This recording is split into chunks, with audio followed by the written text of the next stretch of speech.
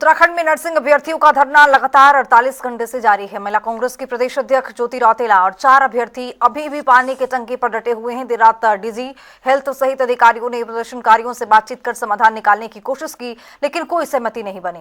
हालांकि अधिकारियों के जाने के बाद प्रदर्शनकारियों ने सड़क खाली कर दी है। नर्सिंग एकता मंच के अध्यक्ष नवल पुंडरी ने आश्वासन मिलने की बात कही है और अब सभी की नजर सरकार के आज के बड़े फैसले पर टिकी है। 48 घंटों से पानी की टंकी पर चढ़े नर्सिंग अभ्यर्थी और उनके साथ में उत्तराखंड महिला कांग्रेस की प्रदेश अध्यक्षा ज्योति रौतेला अभी भी टंकी पर चढ़े हुए हैं।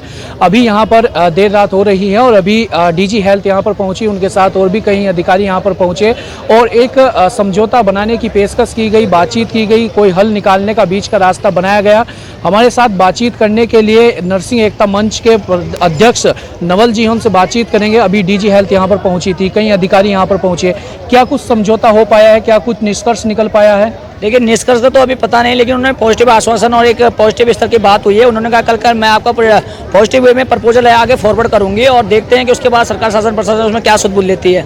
तो कहेंगे ठीक है, एक अगर बातें जो हम चाह रहे थे कम्युनिकेशन हो सके, प्रॉपर कम्युनिकेशन हो। मैम ने बताया कि आपकी मांगे जायज़ है, तो ये अच्छी बात है। जब उन्होंने ऑन कैमरा इस समय आज बोला है कि आपकी मांगे जायज़, आपको गलत नहीं मांग रहे हैं, तो इससे बड़ी बात हमें क्या हो सकती है। और आने वाले दिनों में हम कल देखना चाहेंगे कि कल उनके द्वारा कितना जल्दी हमारा कार्य को आगे बढ़ाया जाता है। तब तक हमारे लोग जो टंकी पे बने वो तो बने ही हैं, साथ में हम धरातल पे हम लोग बने हुए हैं। अभी आप सड़क के बीच में बैठे हैं, क्योंकि अभी तो जाम की कोई स्थिति ऐसी नहीं है। सुबह जब होगी क्या तब भी सड़क के बीच में ही ऐसे बैठेंगे या फिर साइड में बैठेंगे, या किस तरीके से कल की रणनीति क्या रहेगी? देखिए, अभी हम सड़क में भले ही बैठे हैं, लेकिन हम भी ऐसे नहीं हैं। हम शिक्षित लोग हैं, कोऑपरेट करने के लिए हम तैयार हैं। इन लोगों के साथ हम कल अंदर बैठे थे वहीं बैठेंगे।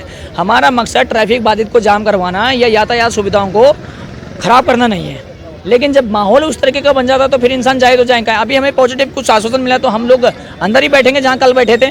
और साथ ही साथ ऐसा नहीं है अगर कल हमें लगेगा कि नहीं है तो फिर दोबारा बैठा जा सकता है, ऐसा भी नहीं है, क्योंकि जनसंख्या बल हमारे पास पर्याप्त मात्रा में है। तो ऐसा नहीं है, कुछ चीज़ों में हमें भी कोऑपरेट करके चलना होगा और सरकार भी एक सरकार के साथ कदम से कदम मिला के चलना होगा, क्योंकि पुलिस प्रशासन का जो पहलू है, जो कार्य है, उसमें भी हमें कहीं ना कहीं थोड़ा बहुत कोऑपरेट करना चाहिए।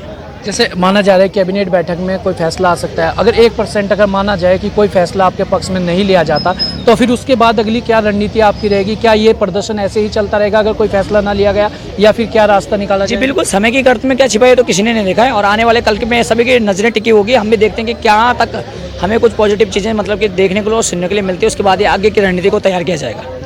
तो ये थे नर्सिंग एकता मंच के अध्यक्ष नवल, और इन्होंने साफ तौर पर कहा कि कोऑपरेट करने के लिए तैयार है, पूरी तरीके से तैयार है। और कल के पर सभी की निगाहें अब टिकी हुई है कि कल जो कैबिनेट होने वाली है उसमें, यानी कि उसमें क्या फैसला निकल कर आता है और किस तरीके से तमाम चीज़ें उसमें निकल कर आती है।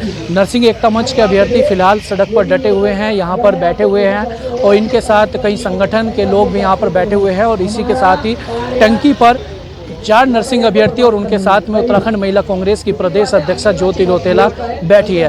तो आज की रात अब इंतजार की रात है इनके लिए, और अब कल यानी कि दिन में सुबह क्या फैसला निकल कर आता है, जब कैबिनेट होगी उसमें क्या फैसला निकल कर आता है, इनके हित में कोई फैसला लिया जाता है या कोई बीच का निष्कर्ष निकाला जाता है, वो तमाम चीज़ें देखने वाली होंगी और सभी पर उसकी निगाहें टिकी हुई है।